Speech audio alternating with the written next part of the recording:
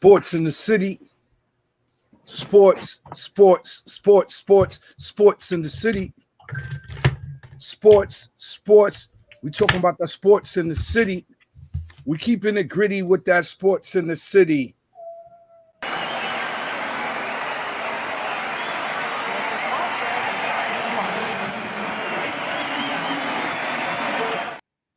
Coming to you live from the arena. Welcome to that sports in the city. From the east to the west coast, from the south to the north, all over the globe, there's a sports in the city wherever you are. Thanks for tuning in to Sports in the City TV. I'm your sports G, Reed Richards, along with my partner in crime, BK Ty, Ja Logic, K Cash on the bench tonight. Big ups, man. What's going on, family? I'm great, fam. How you feeling today? Ah, man, I'm good, man. I'm good. Another blessed day above ground, man. Can't complain, man. What's up, man? Glad to hear that, man. Good to see you, man. Glad to be seen. And shouts out to all the sports fans, every arena, every field, every court, from north to the south to the east to the west. You know what I'm saying? Yep. Let's get it. Yep, let's get it, man. Like, share, and subscribe on Facebook Live, YouTube Live. Check in while we're live. Leave your comment. Let us know what top shelf topics you want to talk about. Want to sponsor the show? Let us know. So here we go. Let's get to it. This is going to be a classic.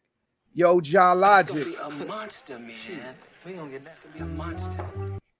Yep, this is gonna be a monster, man. Sports in the City via the Iran Network presents Top Shelf Thursday. What's the story in the city? The word on the streets. The haps from the arena. Great men do great things. We laugh, joke, and kid, but we don't play. We don't play around. We don't mess around. We don't fool around. We get down to the business of sports. So let's get to it.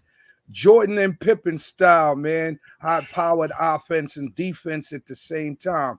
The Equinox Progression, Season 2, Episode 8. Ty, you already know what it is, man. The madness of March leads us to an amazing Final Four. NFL free agency is still on fire.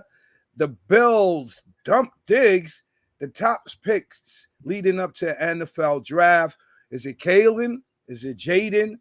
Is it Knicks? Is it McCarthy?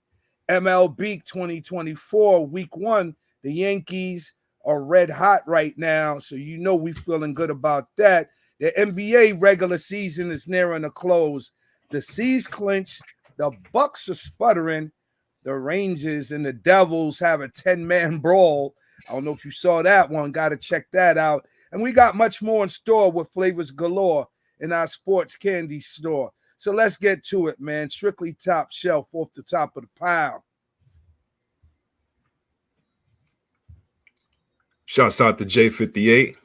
Good looking out, bro. In the building. Top shelf, man. NCAA Final Four matchups.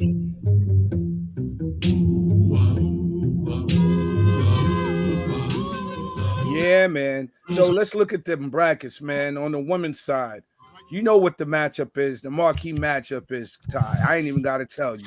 UConn versus the Hawkeyes, the Lady Hawkeyes. Talk to me about that, G. That's going to be a crazy matchup. Paige Buckets, excuse me.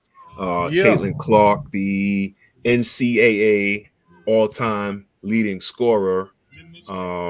That's going to be a big match, man. That's definitely going to be a hell of a matchup there, man. And I think Aya was better prepared for this game than they were last year when they got knocked out. Because I think one thing with Caitlin Clark, man, is she's an incredible scorer, but the last couple of games, man, she's made a concerted effort to get her teammates involved, man, with some incredible passing, man. Some incredible passes, man. Right. But Paige Beckers is do it all too. And UConn is a very, very balanced and well-rounded team, man. So to your point, that is absolutely. When is that? Is that tomorrow or is that Saturday? That's on the That's on the 5th at 9 p.m. tip off. That's tomorrow. Iowa, Okay. number 1 seeded Iowa versus the number 3 seed Yukon Lady Huskies. And to your point, she's averaging about 10 dimes a game, bro. Yeah, man. And averaging about 31 points a game. So Caitlin Clark is definitely doing her thing. But to your other point, Paige Buckets is also doing a thing, averaging about 27 a game, almost 9 assists, and she averages, a little bit more rebounds, but than Caitlin. But it's an even match. So to me, all right. So them two are washed. Maybe Caitlin will be a better shooter, but Gino Oriema came out this week and said that Paige Buckets is the best lady basketball player in the land. What say you on the college level? Because we ain't talking WNBA right now. I admire a dude. I admire a head coach that says something like that. Not even admire, because that's what he's supposed to say. But as good as Paige Beckers is, man, there is no question, man, that Caitlin Clark is. I mean, they're already saying that that's how they're already putting her on a certain level for when she reaches the WNBA, like that. Like, and not to say that Paige Beckers is there's not a big gap, but Caitlin Clark is a monster, man. She's just it's just I don't even know how to put it, man. Just to watch the things that she does, how crafty she is. What they say nowadays, she's a one of one. She's a one of one, man. She's a one of one. The only thing that you could compare her to on the men's side is I can't even find a comparison on the women's side as far as her shooting and so forth, right? And it's only like you got Ionescu in the WNBA, comparatively speaking, because we don't know what Caitlin is going to do once she reaches to the to the big leagues. Right. But Steph Curry, like as far as like shooting, just like straight shooter, she's just a straight shooter. Like, I mean, there's more to her game, but she is recognized as the best shooter that we've seen, if not forever, in a long time. What say you on that point?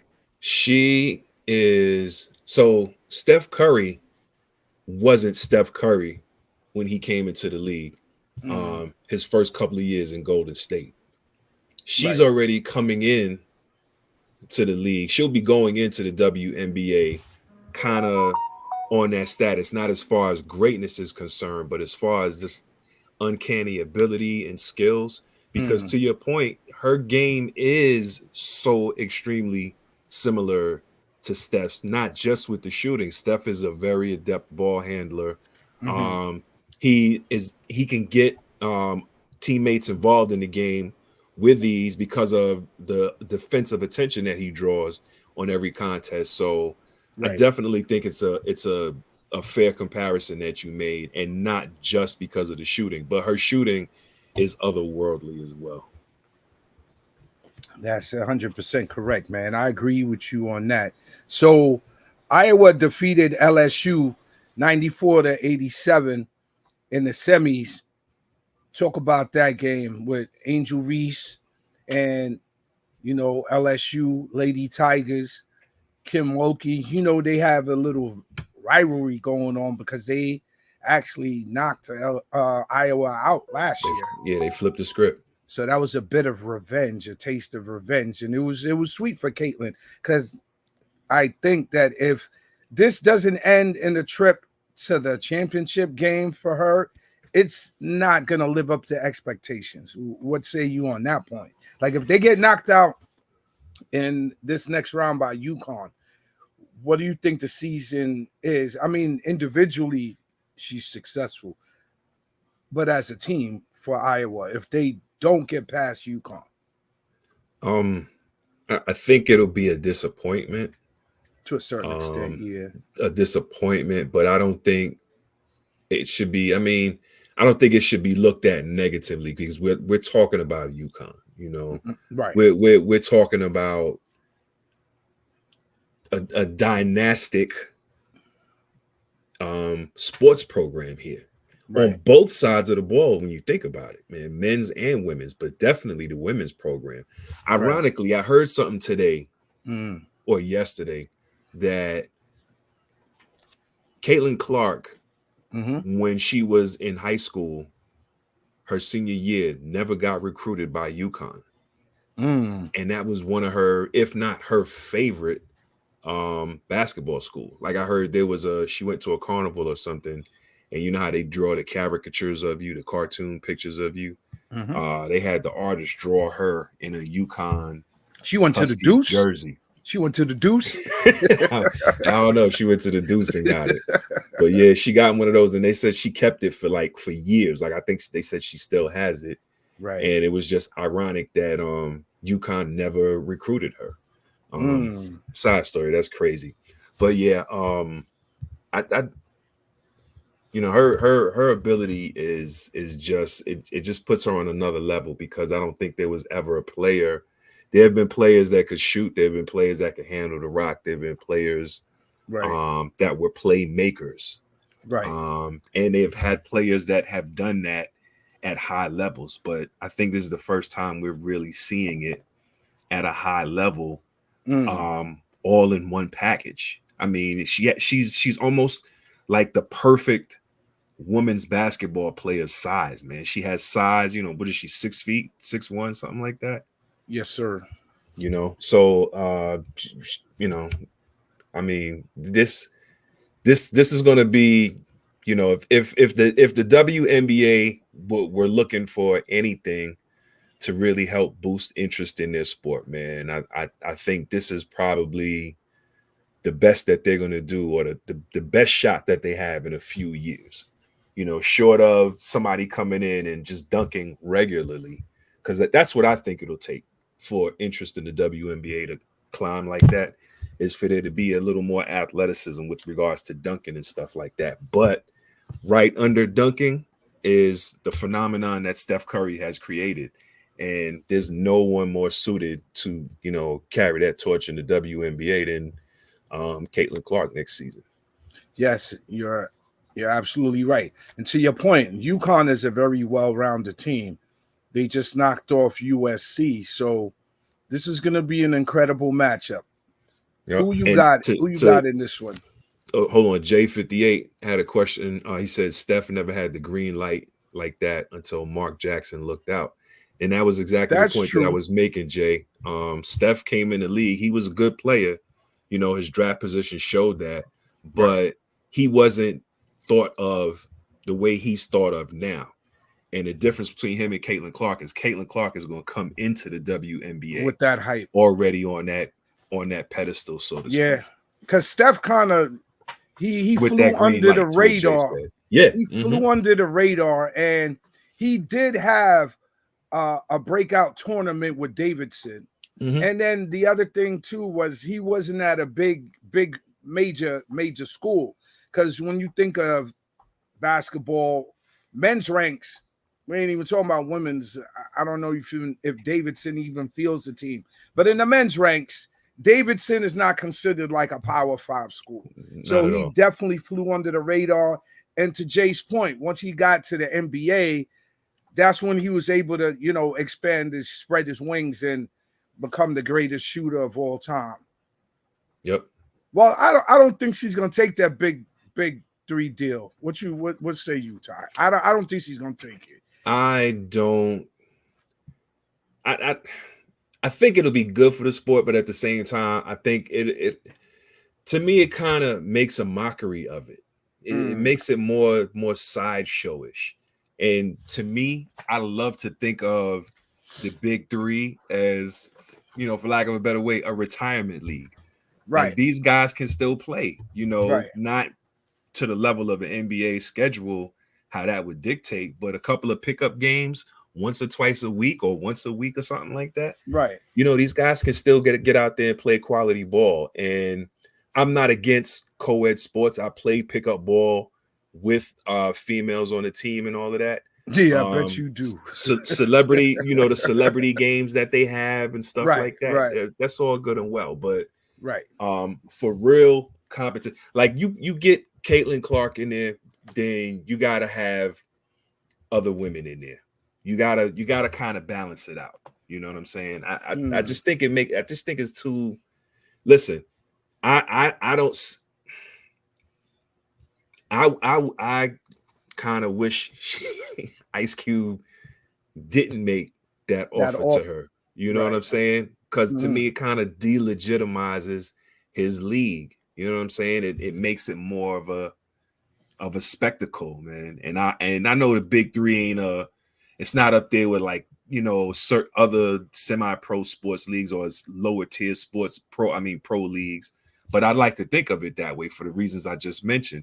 And doing something like, you know, bringing in a female player, especially a female who's never played professional sports, is very gimmicky to me. Now, if I'm Caitlin Clark, I'm taking that dough all day, because what I'm going to do is transfer that notoriety that I'm going to get off of people hearing, oh, you know, she held her own with, you know, this player and that player who used to do this, and this player that played on this championship team. She's just going to carry that notoriety on to the WNBA, and then they're going to get more viewers as a result. Let's just say she takes the deal from the big three, right? Right. You playing in the big three league. How are you D'ing Caitlin up? You playing her hard and going hard body at her, or you letting her rock? Yeah, I think to a point that somebody made, it would be easier for her, I think, to get a shot off in the NBA as opposed to the big three, because in the big three, there's three people on the court, and it's not really a lot of like the screens and different things of that nature. Right. You know, like she'd be taking a lot of those 4-pointers. Just because I think dudes at that level, at their conditioning, after a certain part of the game would be like, all right, I'm gonna let her take shots because I'm a little winded or I'm not as conditioned as she is or whatever. So, but it like in the NBA, you know, running around off of screens and stuff like that, I think she'd get more legitimate open shots in that manner, even though she might get one or two off. So I think it's, you know, tit for tat, not tit for tat, but you know, either way, it's I don't think she'd fare too well. She might get a shot or two off, but especially if if teams started focusing on her. Like, all right, we're gonna lock her down, we're gonna throw double teams at her, we're gonna bump her off of screens, crap like that. You know, I don't know, first of all, if she's durable enough to take all of that. That's true. Now, the offer was $5 million from the big three. Yeah.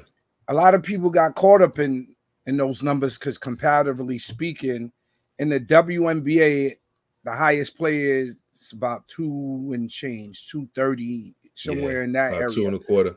So now, to that point, Caitlin in sponsorships is going to make more than $5 million. She's already, isn't she in it like a already make? Well, I don't know. Right. She's not making more than $5 million, but I know she's making. When she gets in NIL, she got Gatorade. She's already got a deal with Gatorade. I already saw that. So State Farm, right? So in endorsement, she's going to be able to amass at least $5 million per year. I would estimate that and give that some leeway and probably say that she gets more than that. On that note, I think she goes to the WNBA and maintains her legitimacy, because she doesn't want to be like back in the days. And I was telling Cato this the other day, Nancy Lieberman had the same type of talent, but because there was no women's league, she had to go play with the Globetrotters. And a lot of people, you know, whether they know basketball or not, look at the Globetrotters as entertainment as opposed to highly skilled players, although there have been many highly skilled players that have played in college and in the pros that also played for the Globetrotters. Most notably, you had Wilt Chamberlain at one point. On the women's side, you had Nancy Lieberman. I believe what's her name? Spoon from Teresa Witherspoon from the Liberty. She's played with the Globetrotters, and there have been other women who played with the Globetrotters. But I think that she goes to the WNBA to legitimize the sport. And as we have been talking over the last several years, since like about 5 years or so, that the women's salaries need to, increase, and also their level of players increase to match the warrant to pay them more. So I think she goes to the WNBA.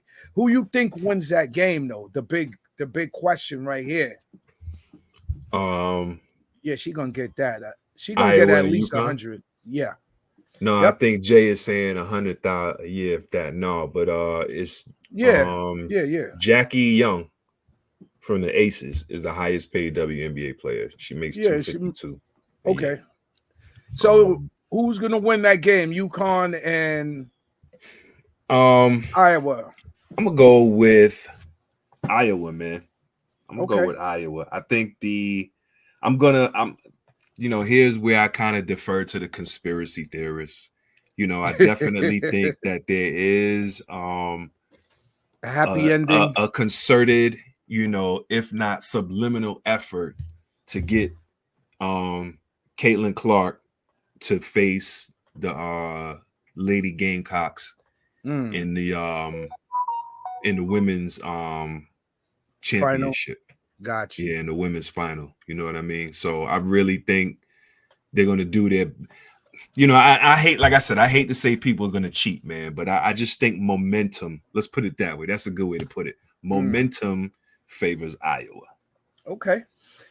Well, let's just hope, man, that they give UConn a fair shot, and there's no home cooking from the refs, and there's no calls from up at the press box, the presidential suite, calling down to the scores table and sending any messages, man. Let them earn it. Let Caitlin and Iowa earn it.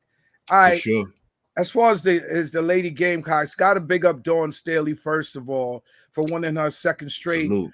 AP Coach of the Year in the NCAA women's side, and the second straight undefeated season, which has not been done since the 90s, as we mentioned, with UConn Lady Huskies. And they're going up against the NC State, or what are they? Lady Wolfpacks. Lady Wolfpacks. Yeah, so let's talk about that game. Gamecocks, you look like you're Gamecocks. Yeah, man. It's South Carolina's going. South Carolina, man.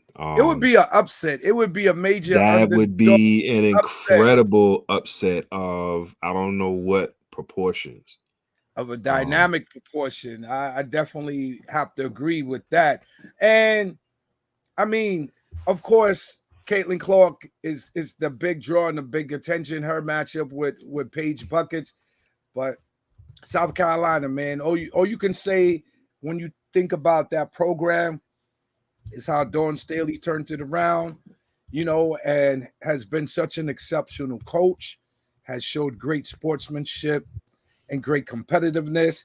And she has the Lady Gamecocks in position, this year. I mean, although they got knocked out last year, but wasn't it Caitlin and and Iowa that knocked them out last year? So yeah. Mm-hmm. Yeah, they got knocked out in the semis last year, right? So it would be an interesting matchup. Does NC State have a chance? I think they have as good a chance as any, man. When we reference again momentum, Mm-hmm. And then they got, I think an underrated all-world player, with Asia James, also shout out because she's from this area. As a matter of fact, she's my sister went to the same high school that my sister graduated from the same high school that Asia went to. Tragically, her brother, who was a phenomenal basketball player himself out in this area, he lost his life the summer before he was to start his freshman year in college or whatever. So I know she's dedicating a lot of this season, or in the least, drawing a lot of emotional strength from her brother's memory, man. So, definitely shout out to NC State. Shout out to all the Princess Anne family out here in 757 Hampton Roads. But yeah, I think it would be a good story, but I just South Carolina is that train, man. Is that unstoppable juggernaut right now, man. I think they had their taste of being unfocused and what it can do to you in that game that they almost lost to Tennessee. And I'm pretty sure Dawn Staley has that team to the point where like they're probably approaching games like they're the underdog, which is why they just, are tearing through everybody. But it would be an incredible story. And much as I'm torn, like I said, man, I want to see Dawn win that chip. You know what I'm Right, that'll saying? be her I third want to one. see that. I want to see that undefeated season culminating with a chip. But at the same time,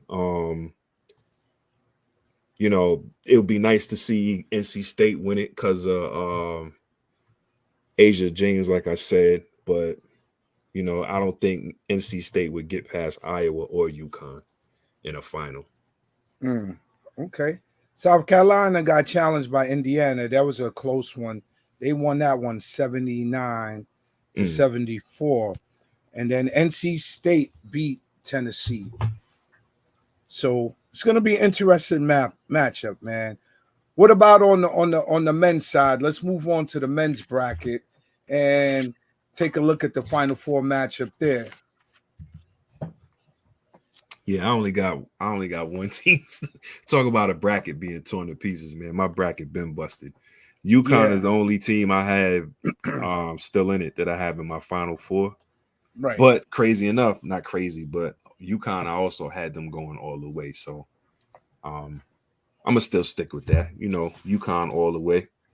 Right. So UConn is the second matchup on the 6th, and it's 8:49 p.m. tip off on TBS. I don't know why 8:49, but anyway, it is what it is. UConn is ranked number 1 in there, going up against the number 4 seed Alabama, which is normally a football powerhouse. Yeah. But they are in the Final Four in basketball this year. So who you got in that matchup, G?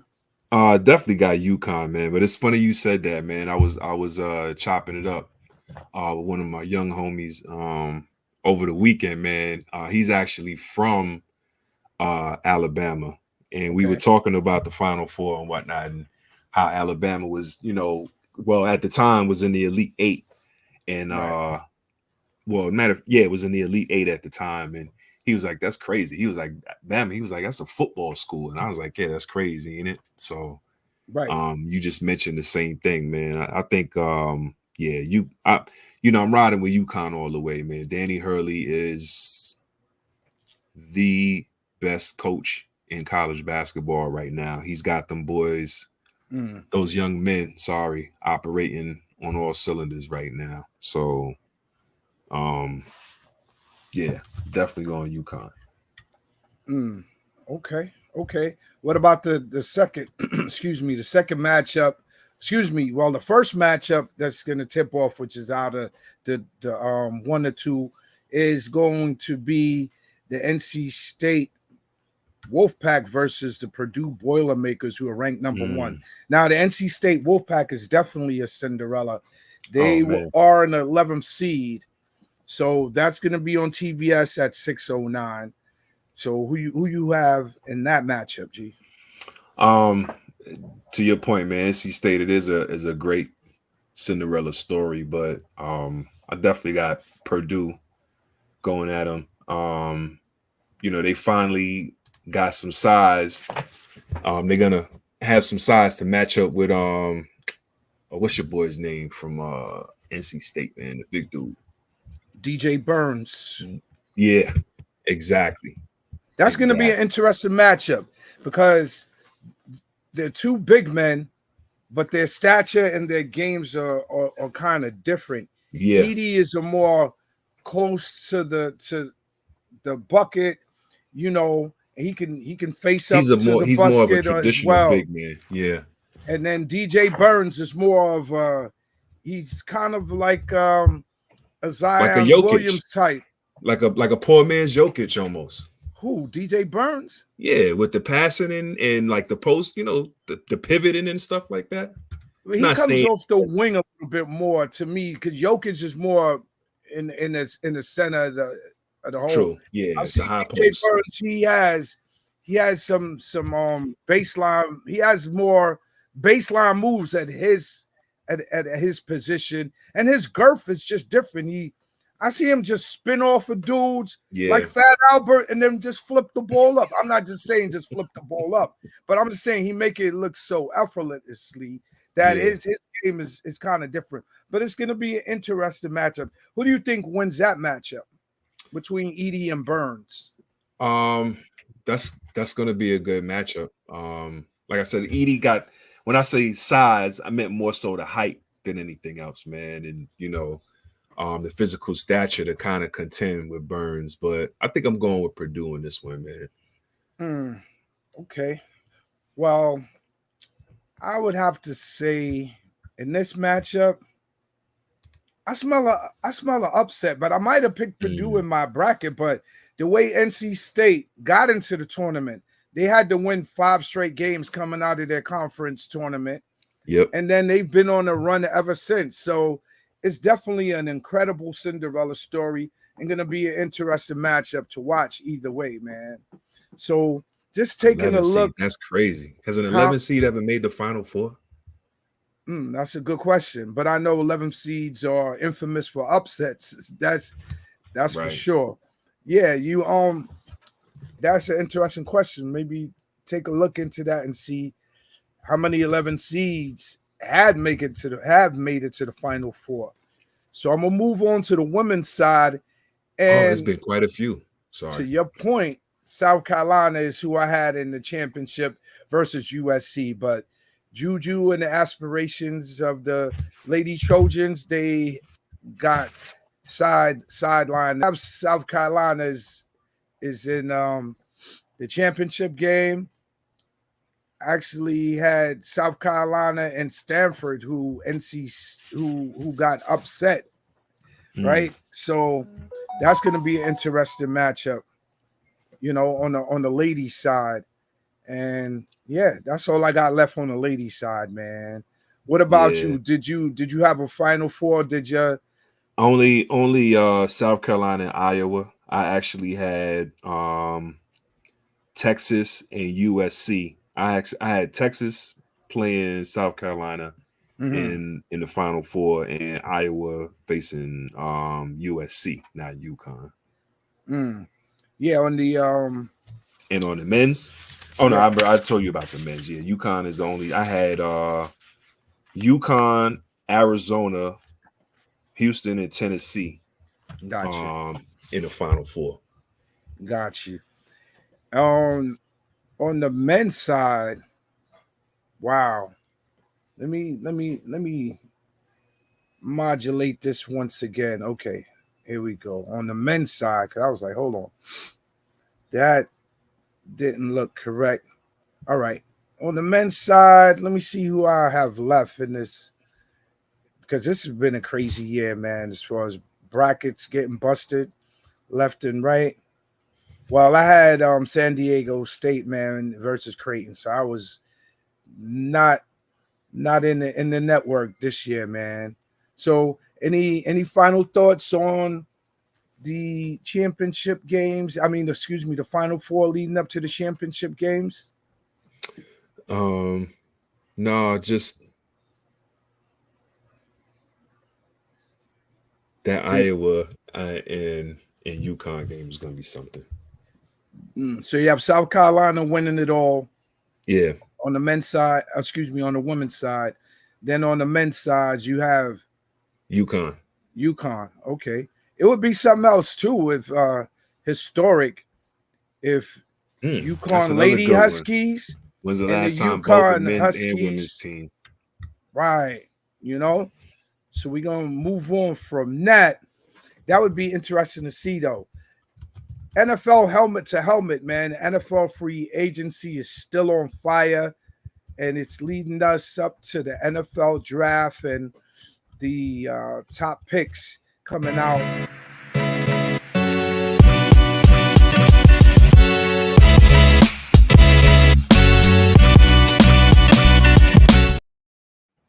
Wow, free agency is still lit. The floor is open, man. What's top shelf? Someone got a shovel to dig me out of Buffalo? Yeah, man. You talking about Stefon? Stefon Diggs gets dumped by the Bills. Diggs is gone. He's traded to Houston for a pick this year and a pick next year. A second and a sixth, I think they said.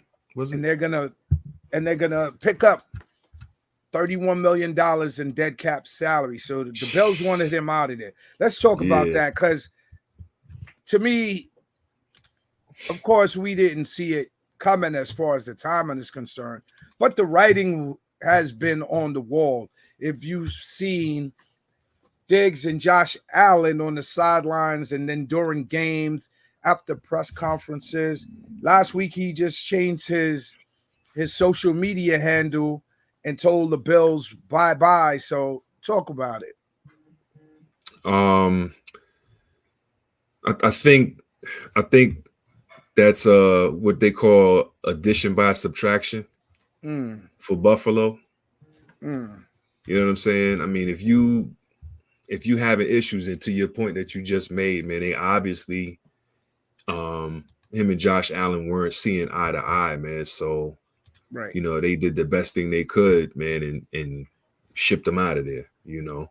Right. Which, you know, Stefon Diggs, from my understanding, you know, can be I won't say abrasive, man, but you know, he's known to wear out his welcome for if Geologic could pull up some footage, no, you're actually correct when you can say abrasive.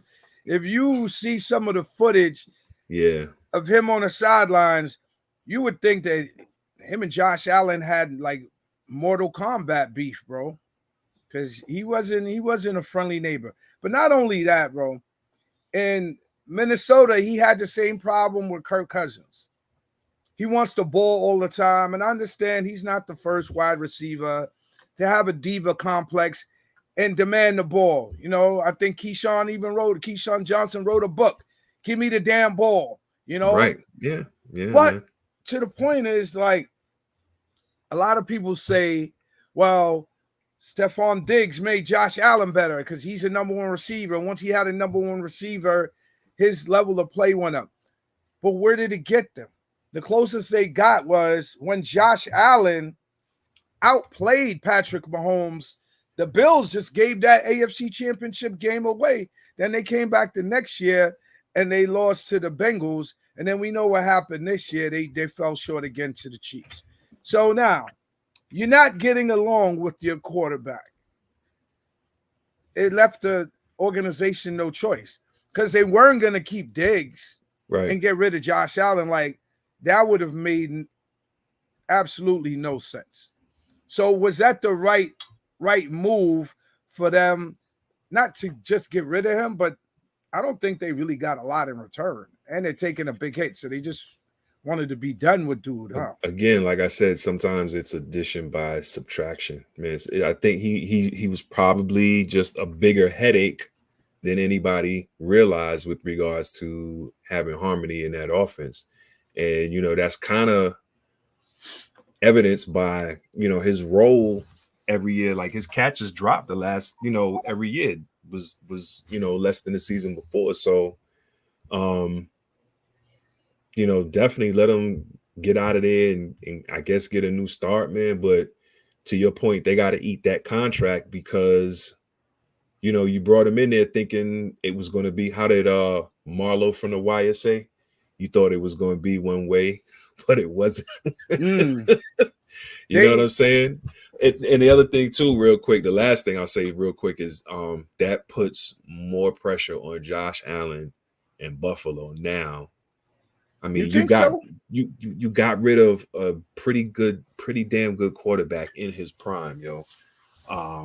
But So he's I a don't. wide receiver, I mean, right? look at me, quarterback. Sorry, you got rid of a pretty damn good wide receiver in his prime, a pretty darn good weapon that, regardless of what differences y'all had, you should have a talent like that. You got to find some way to work them in, man, and get more use out of them. So you getting rid of that, Can't win with him. As right? Singletary said, can't win with him, bro. When You're you right. So win with him, now you don't got no excuses, because you know what'll happen next. It'll be oh, his weapons, and somebody gets hurt, and Buffalo's window, Josh Allen's window, man, for keeping talent around him and still being able to contend, man. You don't do that too long in football, man. okay. It's actually kind of cyclical. You can, like, I think of quarterbacks who were good and then had to deal with a lull and then came back and were good again. But he never had a lull though. He came in as a rookie. Right, but I'm saying he hasn't been lulled though. He's got a couple more. Nah, man, I can't agree with that. I'm gonna not say talking to about. this. I am not talking about as far as his But ability. this I'm is the talking thing, about as and this far is as the what you're team that alluding you have to. around you. Go This ahead. is what you're alluding to. Is Yes. that Stefon Diggs is the reason why Josh Allen was good, and I can't agree with that. Because now that Stefon is gone, you're saying, well, it can't be a fall off. Yeah, it could be a fall off. It might have to do with some rebuilding because they're taking a big cap hit for one. So who they put around him might have to be some veterans that come in and play at some lower salaries, or they have a plan to draft, in the upcoming draft, to kind of replace Stefon Diggs. But let me just throw this out there. The second half of the season, Stefon Diggs' production went from over 100 yards a game to about 50 yards a game, and his targets went down. So it's definitely not a talent issue. But when you're on the sideline barking at your quarterback and waving your hands and getting really like animated and with no discretion, I mean, at the end of the day, he left the organization no choice. So now let's flip it on the other side. He gets to Houston. He's playing with this young stalwart C.J. Stroud, Miko Ryans, and them boys. I mean, them young fellas down there in Houston. Is he gonna bring the same mentality, like, yo, give me the ball, or is he gonna try to fit into the team and the culture and just try to win, man, and stop being such a distraction? He absolutely is going to be on his best behavior, because the team you was getting big bread from let you walk. They ate your contract and just like, yo, just go ahead and get him out of here. So to what we were saying about him still being a good quarterback, a good wide receiver, a top tier wide receiver. Yeah, number one. You looking at, you got to be on your best. It's a contract year. Let's put it like that. For all intents and purposes, this is a contract year. So, or a contract year coming up. So yeah, he will absolutely be more of a team player. To your point about, the barking and the discontent and being demonstrative and all of that stuff. Nah. Because the other side to that too is you saw how far Houston got this season. We saw how good they were. We saw how good they were. They're trending upwards. Man. Be a part of that. You know so what I'm he saying? can either be in the mix to get him closer to the Chiefs, the Ravens. We don't know what the Bills are going to do because they might have slipped, but they are in that tier where they're the next tier up. There's only the Chiefs and the Ravens. They trended upwardly and they did it so fast. They overachieved. Yeah. So if he goes in, they overachieved because they were underrated. That too. And CJ Stroud is on a rookie contract, and they could definitely build around him. Yeah, man. It's good when you get a young quarterback that comes out the gate. Balling. Really balling, man. Yeah. So sure. This is the point now. If the Texans slip and there's any sign of discontent with CJ Stroud and Stefon Diggs, the coach, because he would balk on the coach too, so, and I don't think that they're having that culture in Houston. So we're gonna have to see. You were a betting man, not saying that you are. If you were a betting man, you betting on Diggs in Houston or not? On him being productive and Yeah, to help the team and be having a good productive, be a good on the field. citizen. Yeah. I'd put money on that, man. Like I said, man, if you don't put money on anything else, man, the two biggest factors that have always been overwhelming factors in that regard are change of scenery and contract year. Okay. Well, this will be his third strike. If he fails in Houston, that'll be his third strike, and then he starts becoming a journeyman, and all that number one wide receiver talk is out the window. All right, so that was definitely the breaking news of the day. Yeah. Now, any other moves in the NFL free agency before we move along to the NFL draft and talk about that a little bit? No free agent moves. Speak of right now. The Nothing Jets big, have man. shored up. The Jets have shored up their team. So it's going to be interesting to see if they are able to win the AFC East. Now that Buffalo lost Diggs, the word on the street is, the story now is, okay, the Jets with all the offseason moves that they've made, they're looking stacked. And now the Bills have slipped a little bit, to your point, lost their biggest offensive weapon.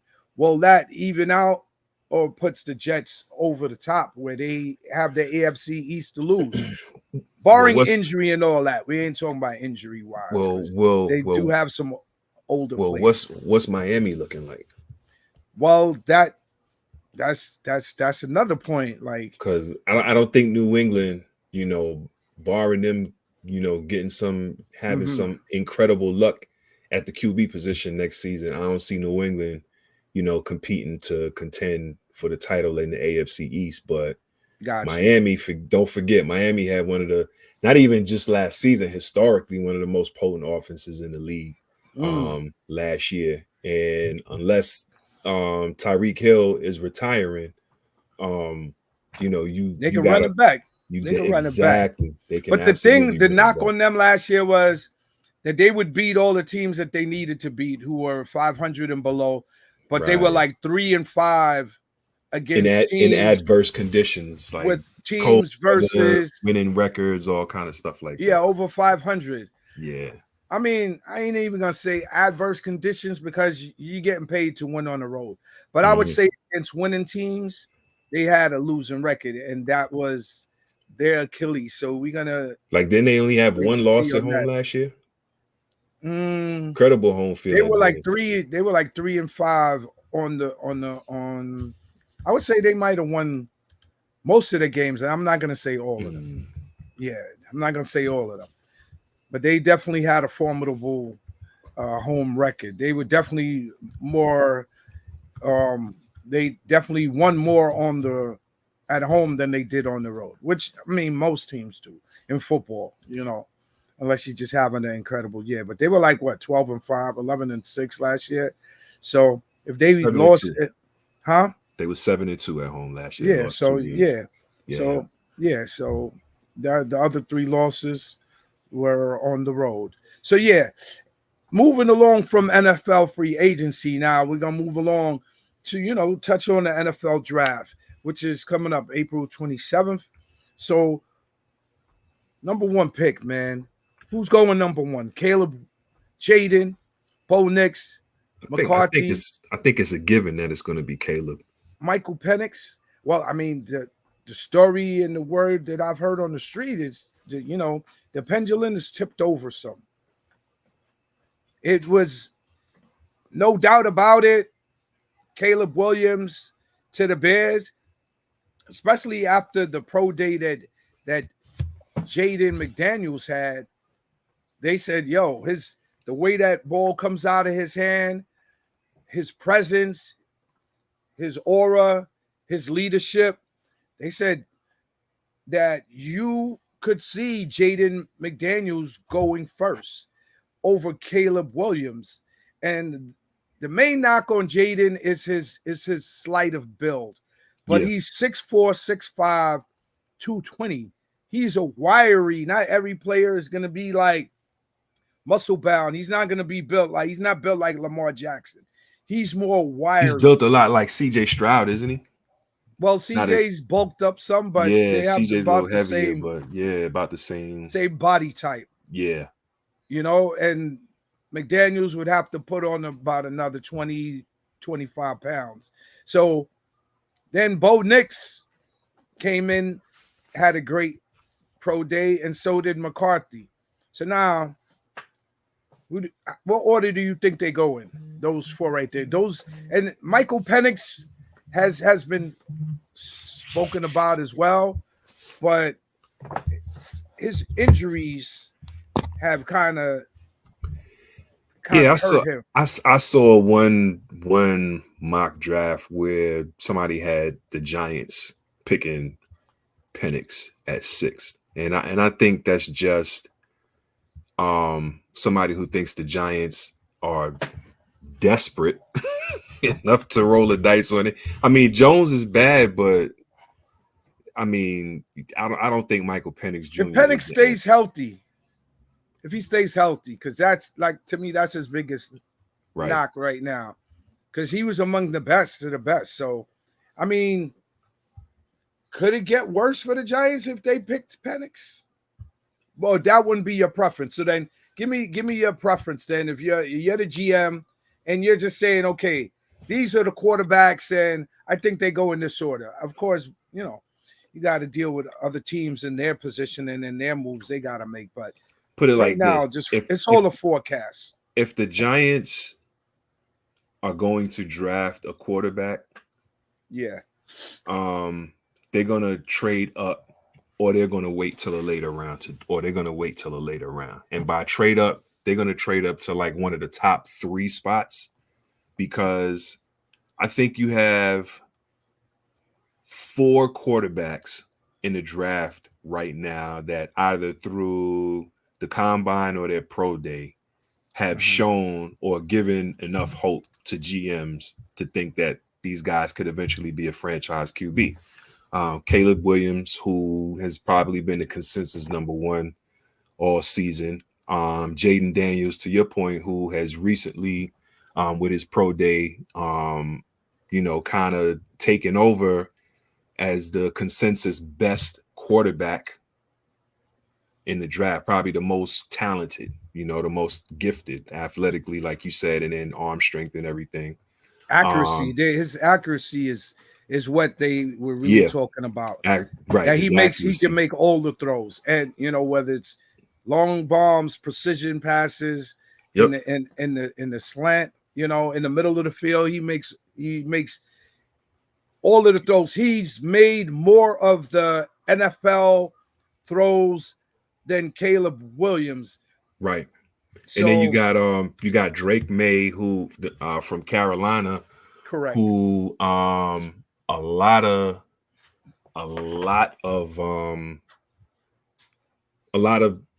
people were saying that Drake May was somebody that the Giants had on their radar, who they would consider picking if trading up to get, or if he were available, would make that. Well, this is at the time when the Giants were kind of, really, really crappy, weren't winning any games, and we were thought to be in the position to end up with one of the top 3, but not the top 2 or whatever. Like, so to be in the top 3, I was hearing Drake May a lot. I was also hearing JJ McCarthy, but not as much. Right. JJ kind of came on towards the end of the year, and that's more so due to the system. I think the system that he came from. Some people would say that people only covered him. He only looks like a good quarterback because he played in Michigan's system. Other people would say, yo, there's so much more he can do. He's kind of being held back because he has to play in Michigan's system. And I think that second sentiment is the one that's gaining more popularity in the last couple of weeks, because in almost every mock draft that I've seen, in the last 2 weeks. They have all 4 quarterbacks. McCarthy, May, going top 10. Yeah, going top 5. All 4 of the Williams, Well, Daniels, McCarthy, and May, and then also Marvin I saw Harrison that, but I Jr. can't agree with that because you don't know what teams are going to do and so forth. But I would definitely say top 10 because in that top 5 spot, you never know. Like You're right. So you're a GM. Who you taking? If you're the GM of the Giants now and the needs of the team, or you taking the quarterback because then you could also take Marvin Harrison Jr. I wouldn't take somebody like Marvin Harrison Jr. That's like getting high-powered ammunition and you got a regular gun. I'm not doing that. I'm not making that type of investment. Right. Well, I'd rather do like and I don't want to do lineman again because I think Giants fans are just so So they need a programmed. quarterback then. Let's We just put it out there. definitely need a quarterback. They definitely so need who a you quarterback. taking? Who you taking, God? Push the button, man. Push the button. I can't. All right, so we come back because I wanted Daniels, man. That's who I wanted. I wanted Jaden Daniels, and all right, so say less then. Jaden Daniels, he's not going to be there, and I don't think the Giants is going to trade all the way up to number 2. I don't think they're going to give up what it takes to get up to number 2. And on top of that, I don't think Washington is going to trade with New York. So, all right, I can see that. All right, so we're going to keep that on the back burner because the NFL draft is approaching us within the next 2 to 3 weeks, and we will revisit that. So Jaden Daniels, we gonna see how it goes down, baby, and there's gonna be more reports made. So moving along, NBA round ball around the world. The teams rising to the top and the teams that are not, man. Let's cover the paint with the NBA standings, and we're gonna get right to it. So we got the Celtics who clinched last night at 16-16. Followed by the Bucks, who's taken a couple pitiful L's over the last week. Got the Cavaliers in 3rd spot. Got the Magic overtaking our Knicks. They're in the 4th spot. Boo, K Cash, if you listening, man, down with the Magic, man. The Knicks is in the 5th spot. Then you got the Heat. 5 and dropping. Yeah.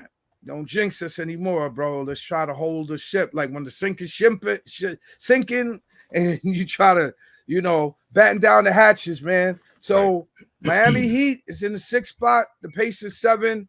The Sixers, who were blessed with the return of Joel Embiid, is in the 8th spot, and they're trending upwards.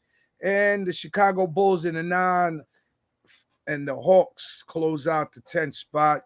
Nets, Raptors, Hornets, Wizards, and Pistons, unfortunately, are not in the network. Let's talk about the Eastern Conference.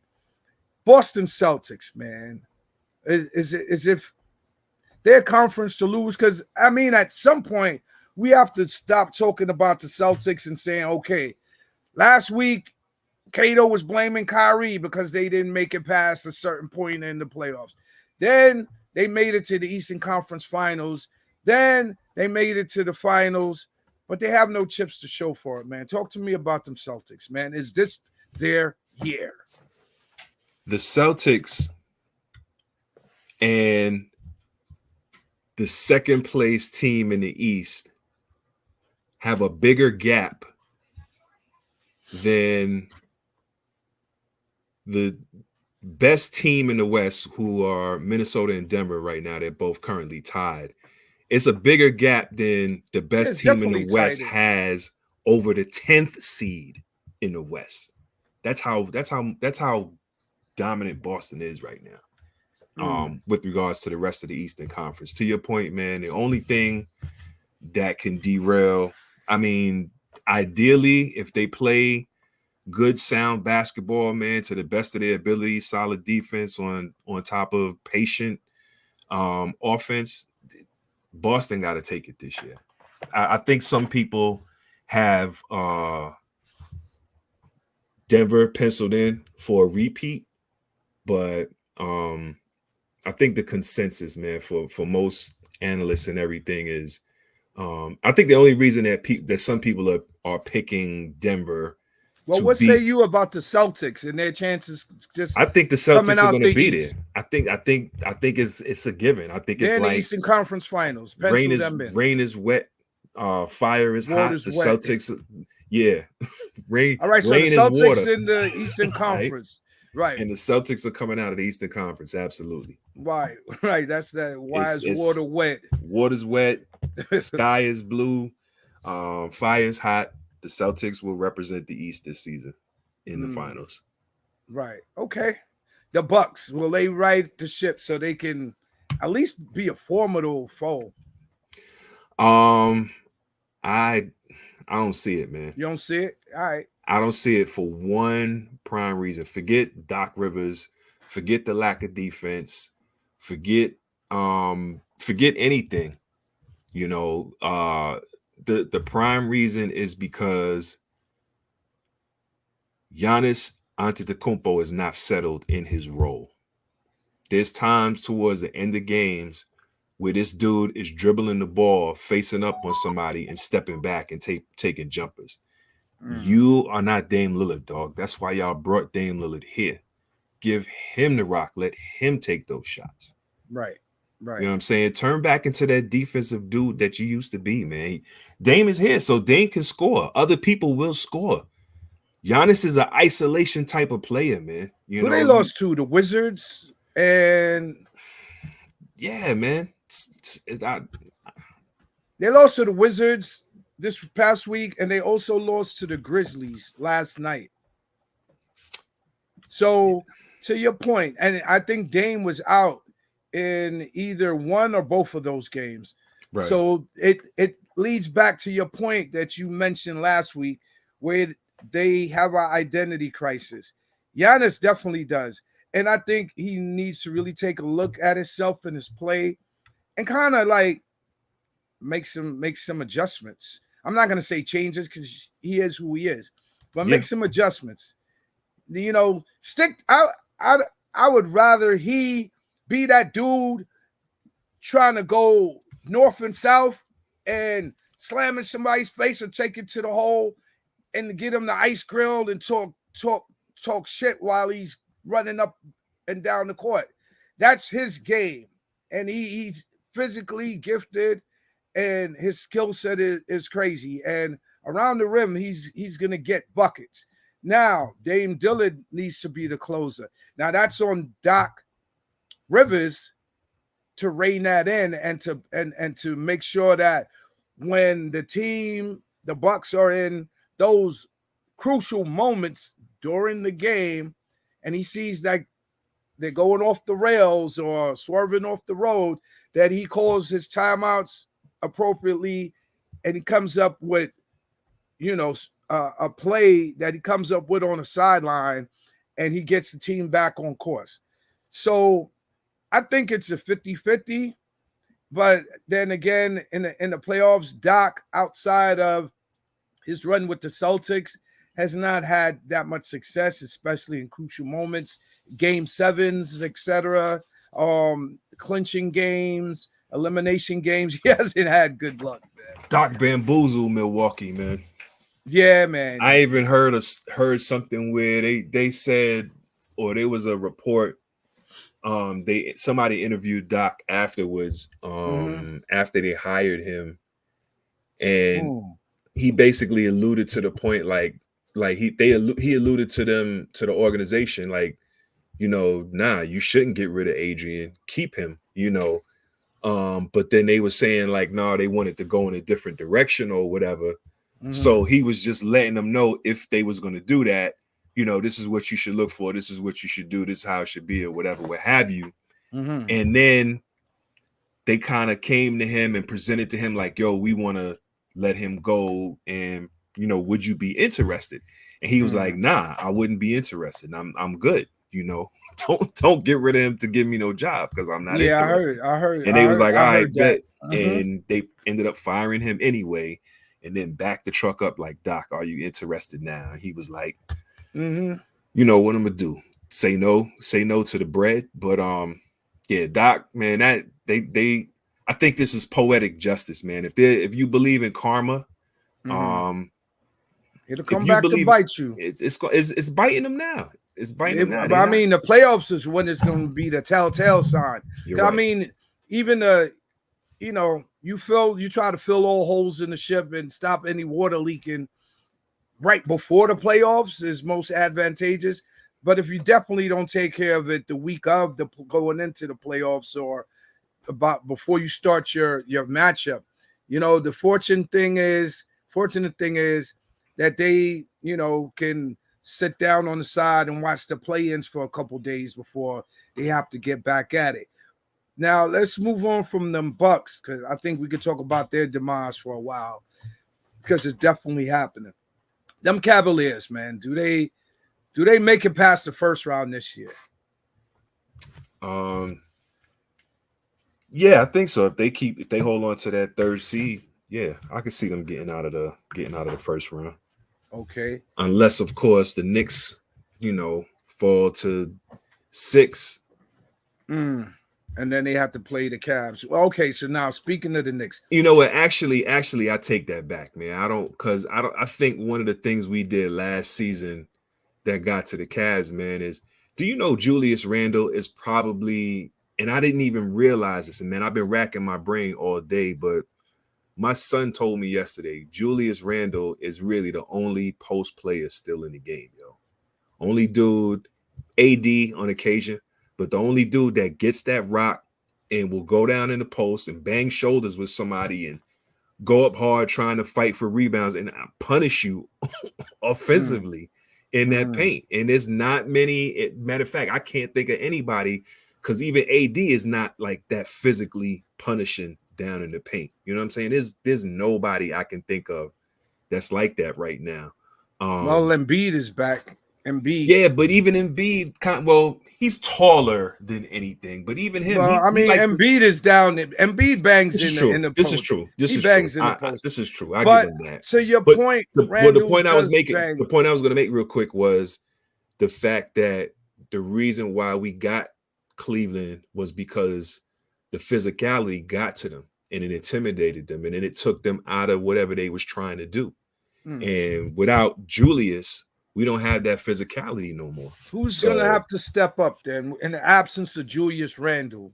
I Because think he's done for the scoring wise, season. we can, we've shown dudes have stepped up with shooting, if nothing else. You got Deuce, you got Dante, you got Mm. games where Josh, is all next level big guard or whatever the case may be. Right. But at the end of the day, that post presence, the rebound, the all around game is going to be it's particularly the intimidation in the paint is one of the main things that we're going to miss. If Mm. OG comes back, I don't think OG brings that. Hartenstein is a monster. He doesn't bring that. Um, What about you know, Mitch? What about Mitch Mitch? Is brings he it. coming Mitch back? brings it on the defensive side. Mitch is back. He's playing now. Okay. Um, I But see. he I got to see. work his way back into the He does. offense. He Okay. definitely. I mean, but that's the crazy part because Mitch wasn't really ever an integral part of the offense per se, Mm-hmm. outside of offensive rebounds and maybe catching lobs and putbacks and stuff like Well, that. that part, But you know. yeah, I think staying in the third seed, um, Cleveland can definitely get out of the first round this year. All right. What about the Heat and Jimmy buckets? So the way that it is now, the Knicks would face the Magic. I'm giving the Knicks on experience and Jalen's ability to take over a series like it's a March Madness tournament. Um, Takes the Knicks over the top if the matchups remain the same. The Knicks versus the Magic. I got the Knicks. I know you got the Knicks. Let's move on to the Heat. Jimmy Buckets got another run in him, man. That's who would, if the playoffs started today, that's who would play Cleveland. Okay. And Jimmy could definitely take over the series and beat them. Yeah, you're right. And then You're absolutely right. They've shown they're nothing to sleep on. Terry Rozier who lit up the Knicks. Was it last week? I saw him light the Knicks up for like 30 plus.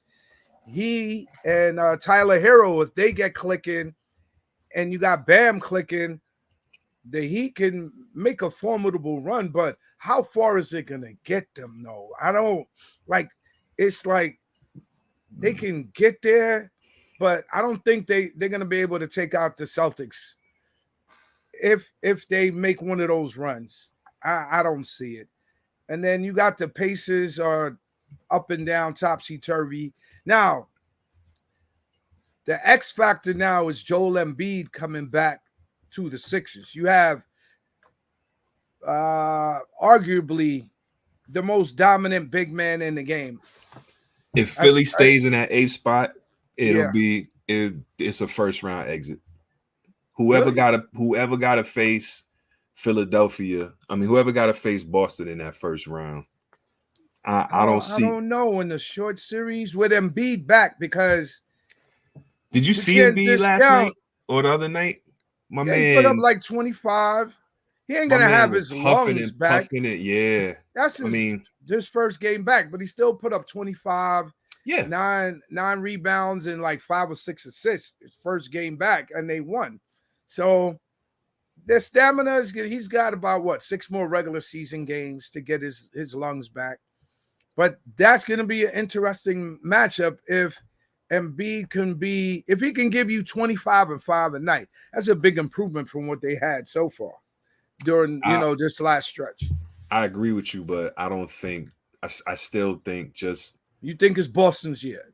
I don't think there's anybody in the East. There's nobody in the East that I'd put money on beating Boston in a 7-game series. I will subscribe to the Denver train of thought, and that's only because Denver has that experience, and then they have arguably the best player in the game right now. All right, let's move to the West. You got the Minnesota Timberwolves in the first spot, actually tied with the Nuggets. OKC is 1 game back. You got the Clippers 5.5 games back. The Mavericks, the Suns, the Pelicans, the Kings, the Lakers, and then the Golden State Warriors in the 10th spot. And they've given themselves a little distance from last week. They're 3 games up on the Houston Rockets, who are slowly fading with about a week left in the regular season. So Timberwolves, Nuggets, OKC. Who's finishing number 1? Nuggets, okay. Who you got? Timberwolves or OKC in the 2 spot? That's a tough one, man. I'm gonna go with That's a pick 'em. Yeah, that's a flip of the coin. That's definitely a pick 'em. But I'm gonna go with Minnesota. Is SGA out? No, I saw him on the bench the last couple games. No, his ass wasn't on the bench against us 2 games ago. So, yeah. Okay. So Timberwolves, is Cole Anthony Towns coming back? No, he's done. He's done. Arthroscopic or meniscus or something like that. ACL. Okay. I don't know what the case may be. All right. So, how far of a run do you think the 2 young teams have? The Wolves and the Thunder. OKC. I think the Wolves probably have a deeper run in them, just from the salute from the leadership aspect. Salute, Tennessee. Salute, brother. From the leadership aspect. Big up. So. Yeah, because that's what I was saying. I saw SJ sit out a couple games. He was in street clothes for a couple games, and he was on the side, just clapping and cheering. He ain't do a Ben Simmons, but I noticed that he. I don't think it's anything serious. I don't think it's anything serious. And they clinched the spot. So. Yeah, those top 3 clinched. Yeah. Then they're followed by the Clippers and the Mavericks. That'll be an interesting matchup. But those 2 are kind of like in the middle of the pack. Right. But I think the experience that the Clippers have, barring injury, because we talk about this every year when it comes to the Clippers, man. PG come up lame and limping. Kawhi Leonard, come up lame and limping. Harden does a Harden. They definitely need Russell Westbrook back to give that intensity and defensive energy and just that heart Definitely that he missing brings to Westbrook. the table.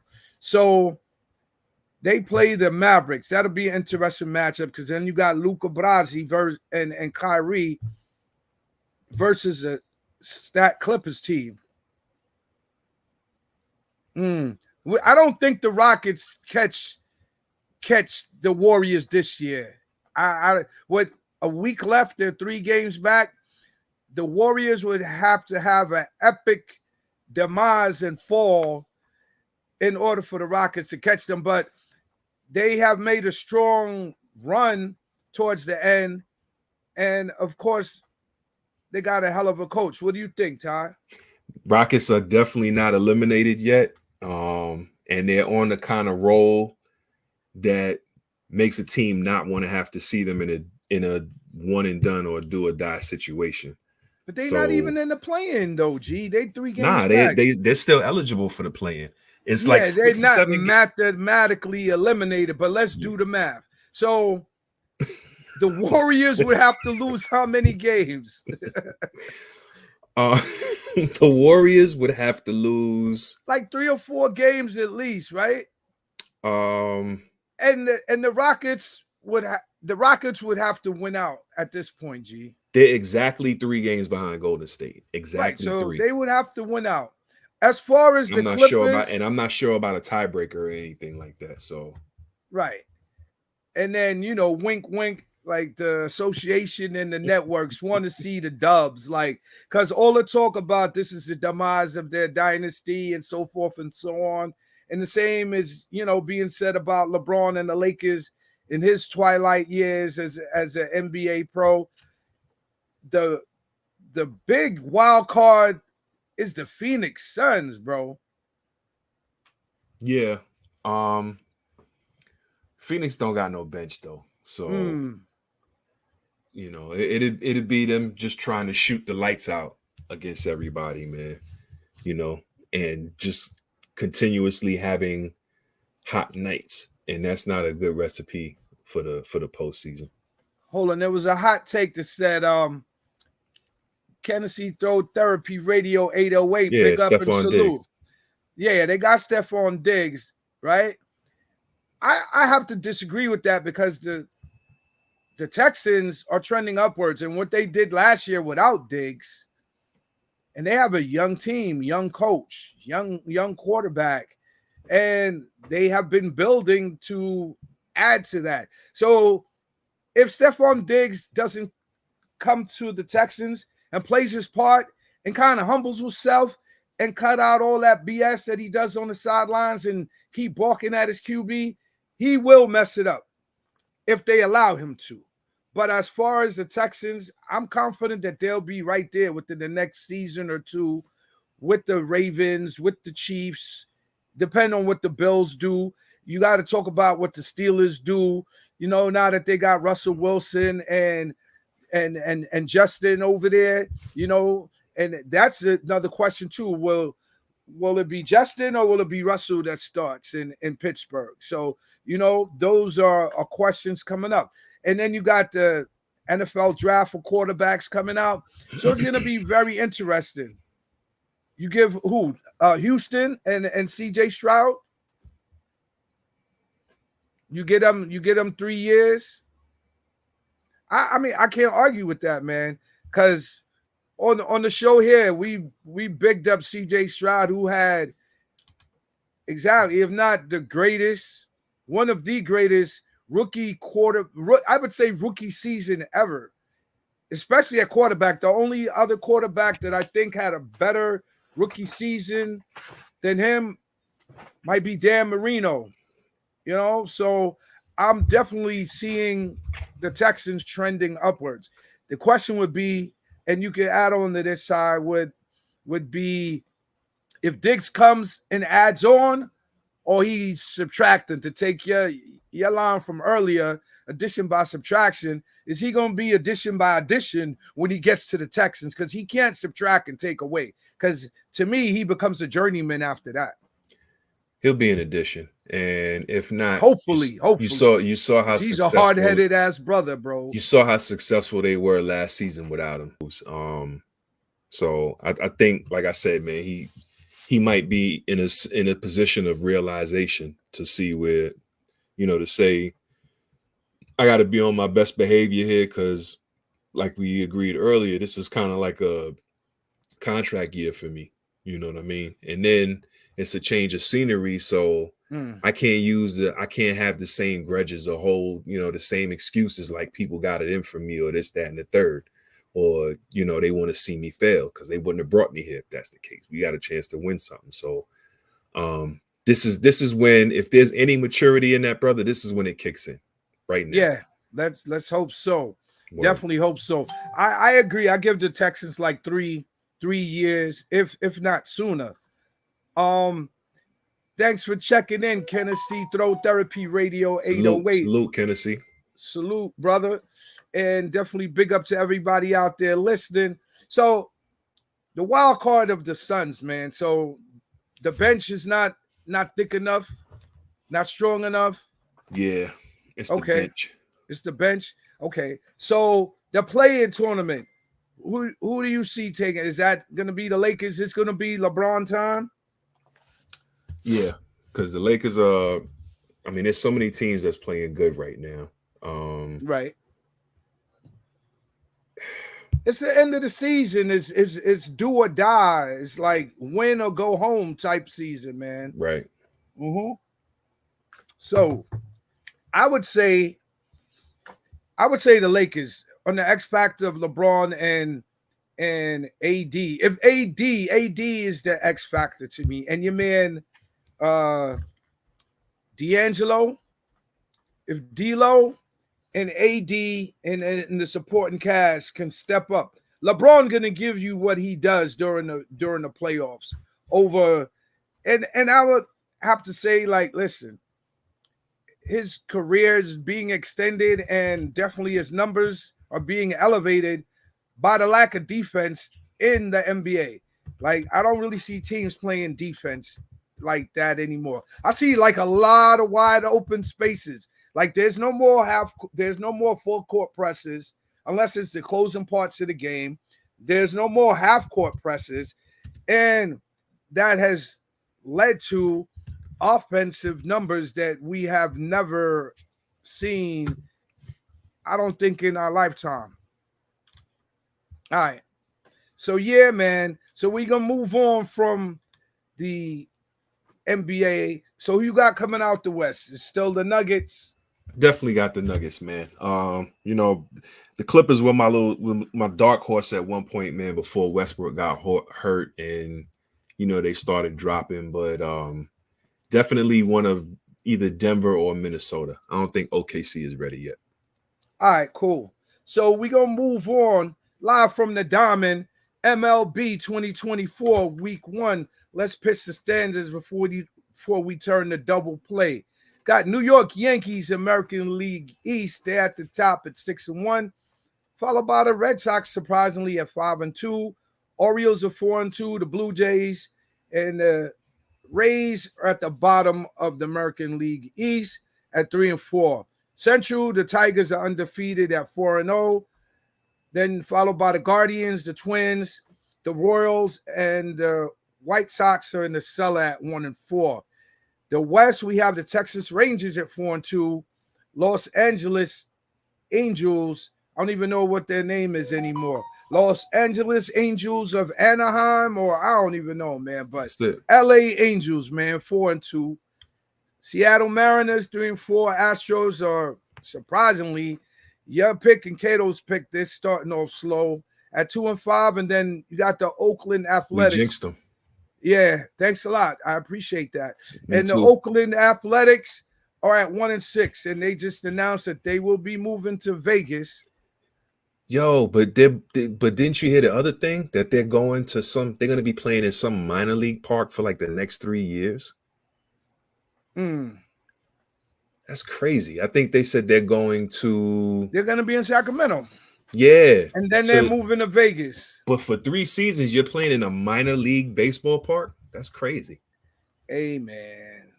It happens. It happens. You're right. You got to do what you got to do. But, man, like how far the mighty have fallen, man. But Oakland has kind of been like a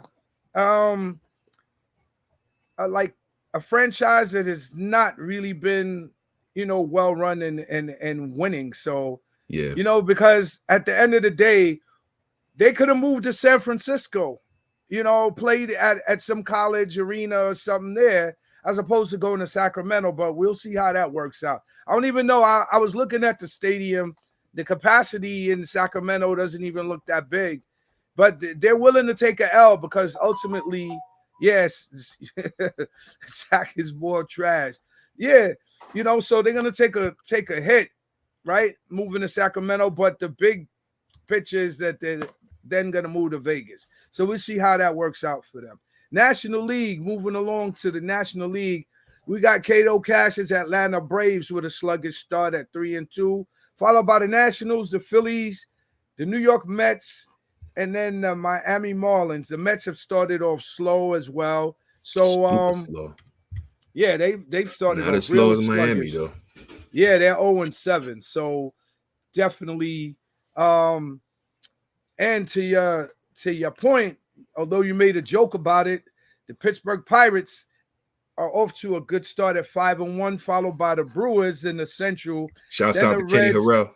Yep. Then the Chicago Cubs at 4-2, and then you got the St. Louis Cardinals at 3-4.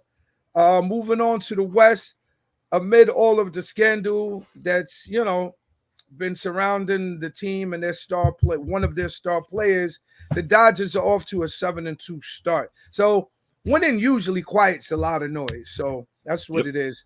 And they're followed by the Diamondbacks, Padres, the Giants, and the Colorado Rockies. So it's very, very early in the season, but I just want to say that I'm happy to see that the Yankees are off to such a great start, although they are playing without their Cy Young Award-winning pitcher, Garrett Cole. Yep. So we're going to move on, and can we just get straight to it, man? Guts and ice, man. Let's just get straight to that brawl with the Rangers and the Devils. We were talking about the New Jersey Devil last week for other reasons. Now we're talking about them this week, man. That was a line mashing. 2 seconds in, the puck drops. Here we go.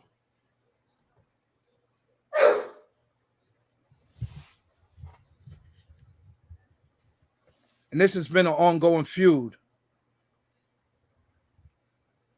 Bong. So now, is this good for the NHL? It's wonderful for the NHL, man. They love it. That's one of the big draws to the NHL, man, is seeing people going into the penalty box, dropping gloves and throwing fists, man, and I mean, for the old NHL, yeah. But for this new era of play, it's dumb. It's just dumb, yo. It's been dumb to me. It's always been dumb. I just don't understand it. Fighting in the NHL goes hand in hand, but it's dumb. It's like that tough guy bravado type of thing, right? Bro. Like they jealous of the NFL or something, or boxing, or I don't get it, man. I don't get it. So you say nay? I say it's dumb. I say it's dumb. I don't think that brawl. I think, man, it's just all it's done was increased visibility, man, for the NHL. But at the end of the day, man, fighting in hockey, hockey purists love it though. Yeah, they love it because it's just one of those traditions of the game and stuff. But it's kind of dumb to me. Like, all right, let these dudes blow off some steam. Let them stand there and punch each other in the face back and forth, and the refs stand there and watch it. And sometimes they can't stop it. Like you got two You Grown men, hit these dudes in their pocket like they do to, and don't get me started, but hit these dudes in their pocket like they do in sports dominated by black players, and I bet you they'll stop them fights. But they won't, because to your point, and to the point I was kind of making earlier, fans like that. Traditional hockey fans like to see the fights. So, well, to be continued. The Rangers won that matchup 4-3, so we definitely gonna wait and see if they meet up in the playoffs. Well, the Devils are out of contention right now, so we're gonna have to wait on that. But the Rangers have clinched a playoff berth, and they have the number 1 seed right now. Yep. Hometown Islanders are vying for a spot, so we're gonna wait on. So we're gonna get more into that leading into the playoffs. Let's move along. Let's get down, to our monsters of the week with the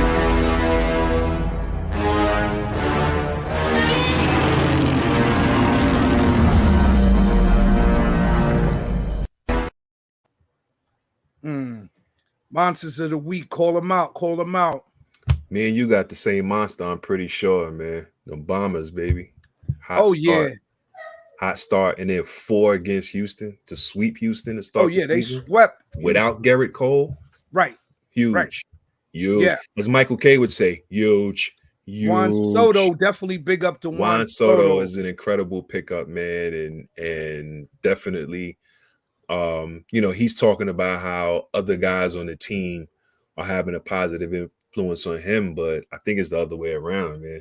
And it might be reciprocal. I think it to what we were talking about with Diggs and the chemistry and enjoying what you're doing, having fun, because there's nothing like playing a little boy's sport and getting paid millions on top of millions of dollars to do it and be winning. So Juan Soto, definitely a monster of the week.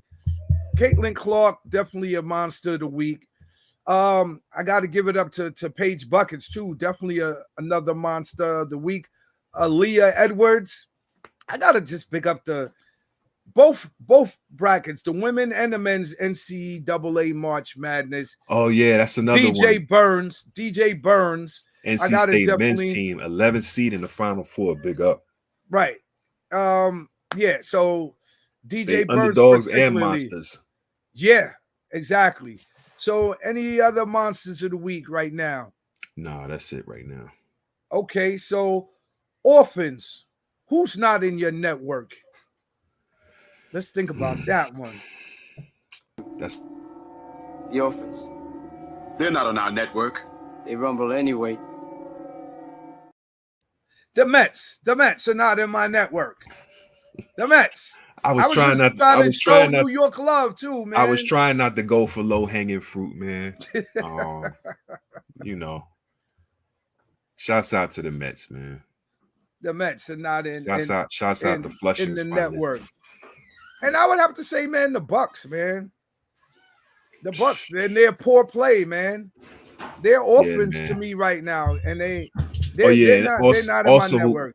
And since you touched on the Bucks, man, Doc Rivers, man, good old. He's not in your network. Yo, JJ Redick called him out a couple of weeks ago, talking about Doc is the kind of guy that would throw people under the bus as opposed to accepting responsibility. And I was reading something today, man, where he was talking about the Bucks' lack of professionalism on the road. He said from trainers to staff to players to I don't know who else, man. It was just so funny, man. It was just so funny. That culture was already there, though. But again, man, for firing Adrian Griffin, man, poetic justice to you. Speaking of JJ Redick, he has a podcast with LeBron. Yeah. And LeBron was asked who were the most impactful players NBA, and of course he snubbed MJ, he snubbed Kobe. So I don't know. I'm not feeling that podcast. I think JJ Redick is a prick sometimes, and he comes off like, yo, I played basketball, you didn't. Like with that sort of aura, that condescending aura, being the white Anglo-Saxon Protestant male prick. I don't feel him. But him and LeBron, were on a podcast. It's real light. He left off MJ and Kobe, who were two of the most impactful players, to ever play, man. That was Yeah, kind of weird. I watched like the first 15, 20 minutes, man, and I tapped out. Right. It was very highbrow for me as far as just it was more like, I mean, it was as promised. It was X's and O's, and I remember this game, we did this, and this is why I do that, and very, and the sipping wine, and it elicited yawns from me, man, and I was just like, okay, this is not super interesting, man. So I had to kind of keep it pushing, man. I got but, you. But shouts out to them too, though, for the I mean, I don't know that. It's something off with that, man. Because to me, it's like, okay, JJ Redick is like the biggest LeBron propagator. Now they have a podcast, like, miss me with that. Like, if you're gonna be like, yo, I'm better than MJ, better than Kobe, then just come out and say it. But don't snub them and not give them their credit where it's due. I gotta see the context, because I don't. Yeah, check that out. You're saying he snubbed them, bro. Snubbed them in what context? What was the category? Who are the most impactful players ever to play, bro? No mention of MJ or Kobe. So who did he mention? The only one that he mentioned was AI and Steph. But check it out for yourself, man. He's an orphan to me right now. BK Ty's top 5, man. Let's go. It. Let's get it. So top 5 for today. Yep. From BK Ty is the top 5 wealthiest former NBA players. Top 5 wealthiest former NBA players, no longer playing. All right, coming in at Latrell Sprewell. Number 5. It's definitely not Latrell Sprewell. Coming in at number 5, we have the Diesel, Shaquille O'Neal, with a net worth of over $400 million. Shaq, one of the most dominant players in NBA history, has proven to be just as formidable off the court as he was on. His net worth, like I mentioned, is estimated at about $400 million right now. And that's a real testament to his business acumen. Shaq's wealth stems from a wide array of business ventures and investments, including owning multiple fitness facilities, car washes, food franchises, and real estate investments, as well as successful endorsements with Reebok, Nestle, Buick, Papa John's, Hulu, Epson, etc. Definitely one of my favorite. He got one with Home Depot. Yep, Home Depot as well. He's definitely one of my favorite former athletes. Players. Yeah, I could agree with you on that. For sure. Coming in at number 4, the former Piston great, the microwave, Vinnie Johnson. Former NBA player Vinnie Johnson, who earned the nickname Microwave for his rapid scoring outbursts on the court. And bagging Dennis Rodman's wife. Wow, I didn't know that. Back in the days. That's crazy. The microwave. But he successfully switched gears into the entrepreneurial sphere in 1995 when he founded the Piston Automotive and expanded what is now known as the Piston Group beyond its original Detroit location, where it shares a name with the local NBA team, the Detroit Pistons. Under Johnson's direction, looking like? Under the direction, Vinnie Johnson, 500 mil is his net worth. The Piston Group boasts an annual revenue exceeding $2.9 billion. Wow. Yo, you know what? I didn't even hold you on that, G. I didn't even. You dug on that one because Vinny, and he played back in the 80s when salaries weren't that high, that inflated, bro. That's right. That was a good dig. Yep. Coming in at number 3, everyone knows this success story, or everyone should. We have the incomparable Junior Bridgman, former Milwaukee Bucks stalwart from the mid 70s to the mid 80s. who currently has a net worth of 600 mil. Junior Bridgman might not have been the highest paid player at any time during his NBA career, but his financial playbook is one for the ages. Bridgman laid the groundwork for his post-NBA career while he was still playing, purchasing a Wendy's franchise and working at that franchise during the off seasons to understand the business. Upon his retirement, he owned 249 Wendy's and more than 120 Chili's branches, among other investments and industry holdings. His success story, turning his modest NBA earnings into a staggering net worth of $600 million, is a testament to the power of diligent planning and strategic investment. Coming in at number 2, take a guess who's number 2. So far, we have Shaq, Vinnie Johnson, Junior Bridgman. All right, I would say it's pretty obvious. Either Kobe or LeBron. Rest in peace, Kobe. Okay, this is all former players. Oh, former. Oh, excuse me. My bad. Former players that are still alive. Former players. Who? Barkley? No. Number 2, Magic Johnson, the former LA Laker great, with an estimated net worth of $1.2 billion. Wow. Crazy, but it's not when you think about it. The legacy of Magic isn't confined to his time with the LA Lakers. He also has become a formidable businessman since ending his basketball career. So much so that he is now almost as highly regarded for his business moves as he was for his moves on the court. His financial success is attributed to collaborations with corporations such as Starbucks and 24-Hour Fitness, as well as economic interests in multiple sports franchises. Remember, he was part of the Dodgers. I think he still is. He still is, yeah. Definitely part of the Redskins. I'm not sure who else. Minority stake with the Lakers. Remember, because he deferred part of his contract to get minority ownership. That's right. Oh, he got LA Sparks too. I know he did the Starbucks, and I remember he did the Starbucks and he did the movie theaters. Yeah, because he had one over there in the East. That was like one of the first one of the chains that he put out. And the first one he got on the East Coast, the Magic Johnson Theater, was over there off Linden Boulevard. Off of Linden? Yeah. That was him? Okay. Yeah. And I know he had one up in Harlem. Yeah.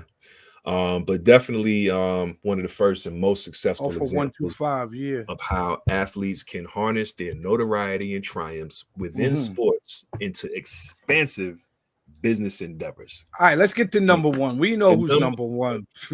Coming Just in number 1, Gio Marine's favorite NBA player of all time.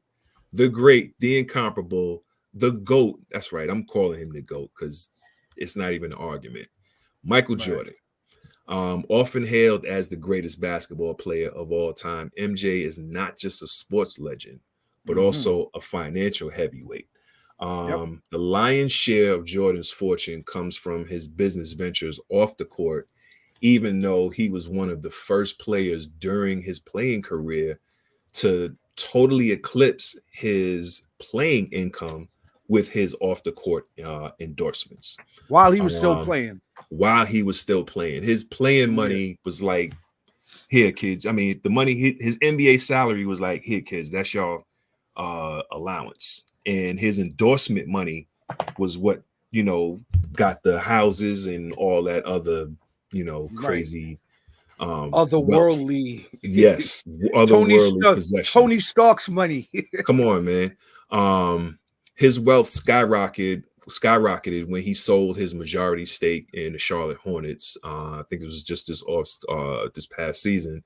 And his lucrative endorsement deals, particularly his long-standing partnership with Nike. Michael Jordan's success story is a testament to the immense financial potential beyond the game.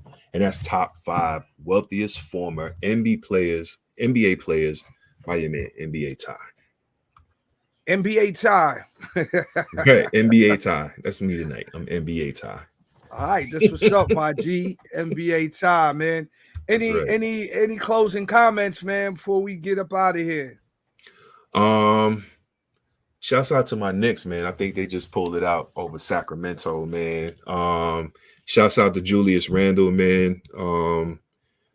Should have had that surgery a long time ago. As it stands now, they said the soonest he'll be back is probably the beginning of September before he's cleared for any kind of physical activity or workout or whatever.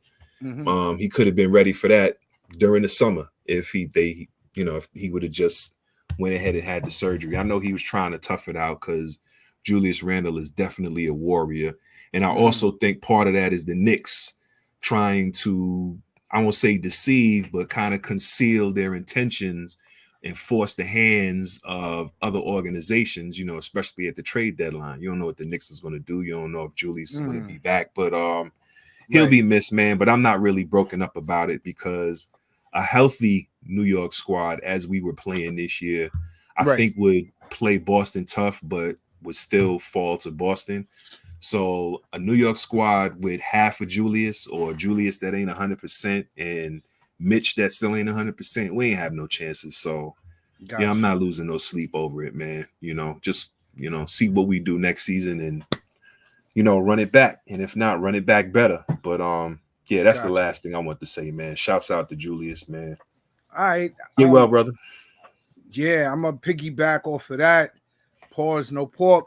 And just say, definitely next, man. We still rooting for you, and make a strong run in the playoffs, man. And let's see where the chips fall. Definitely got to shout out them Bronx Bombers. Big up that BX team. You know what I mean? Doing that work, putting that work in at 6-1 with no Garrett Cole, mind you. Big up Juan Soto or DJ LeMahieu. Yeah, LeMahieu's out also. Big up Juan Soto. Definitely a big superstar addition that has made an impact right away. And I think he's going to make Judge and the whole team better because he does it all. He runs, catches, hits for power, hits for average. I mean, has a gun in the arm. Out the gate, first game, man. Big defensive play to save the game. He's got a gun. He's got a gun for an arm. So definitely big up the Bombers. And I hope they keep the course, man. Big up to the 718, big up to Sports in the City, big up to the Arena, big up 757, Two Up, Two Down, Iraq Network, the Ranters Union. Definitely shout out to J58, everybody who was checking in. Ja Logic, Kato Cash, man, come back to the Lions Den, man. Don't be scared. Just come back, man. And big up to you out there, everybody listening. Tennessee Throwed. Big up, man. Salute to everybody checking in. Salute to everybody checking us out. Salute to anybody that hit the subscribe and like button. We appreciate it. Much enough love. Iran Network. Yep. One love. Ja Logic. Yo, to you, BK Ty, my man, 50 grand. A brother from another mother, man. Brother. And we out, man. Till next week. For sure.